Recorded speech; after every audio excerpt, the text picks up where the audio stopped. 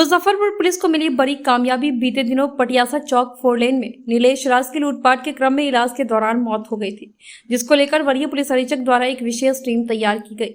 तकनीकी अनुसंधान के आधार पर अपराधियों की पहचान करते हुए एक संदिग्ध अपराधी विशाल पांडे ने घटनाक्रम को अंजाम देने के बाद पुलिस के सामने स्वीकारी है।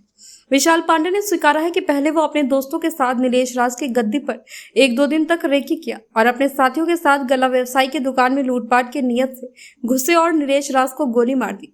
विशाल पांडे ने पुलिस को जानकारी दी। उसी के आधार पर उसके घर पर छापेमारी की गई और एक देसी कट्टा, 2 जिंदा गोली, 46 पुड़िया स्मैक और 25 पेटी विदेशी शराब जब्त की है। पूरे मामले की जानकारी सिटी एसपी ने प्रेस वार्ता कर दी है। देखिए, इस प्रेस कॉन्फ्रेंस के परिप्रेक्ष्य से आप लोग भलीभांति परिचित हैं। दिनांक 19 को अहियापुर थाना अंतर्गत पटियासा में जो घटना घटित हुई थी, जिसमें एक गल्ला व्यापारी नीलेश राज की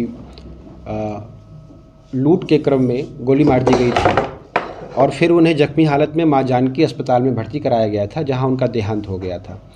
इस घटना के क्रम में अहियापुर थाना में कांड संख्या 444-23 ये दर्ज किया गया था और तब से लेकर टीएसपी टाउन के नेतृत्व में, अहियापुर थानाध्यक्ष भी यहाँ पर हैं, इनके नेतृत्व में तब से इस टीम ने साक्ष्य संकलन और तकनीकी अनुसंधान का कार्य प्रारंभ किया और इसके आधार पर पूर्व के जो अपराधकर्मी इस प्रकार की घटनाओं में संलिप्त रहे हैं, ऐसे लोगों पर हम लोगों ने जो टेक्निकल एविडेंस थे उसके आधार पर जीरो इन किया और कुछ ऐसे अपराधकर्मियों की पहचान की गई।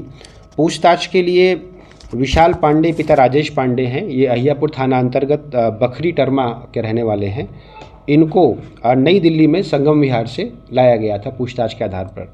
प्रारंभिक पूछताछ के आधार पर बहुत सारी बातें सामने नहीं आ पाई और फिर इनको हम लोगों ने पीआर पर रिलीज़ किया, पर फिर जो टेक्निकल एविडेंस आए उनके आधार पर हम लोगों ने इनको अरेस्ट कर लिया है और जो इनसे पूछताछ की गई है उसके आधार पर पुनः जो घटना हुई, घटना के जो वीडियो फुटेज हमारे पास थे, जो परिस्थितिजन्य साक्ष्य हमारे पास थे, उसके आलोक में जो बात सामने आई है कि विशाल पांडे ने अपने 2 साथियों के साथ इस घटना को कारित किया।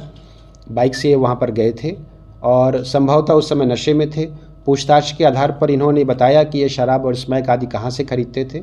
उन जगहों पर छापामारी की गई है और छापामारी के क्रम में लगभग 46 पुड़िया स्मैक,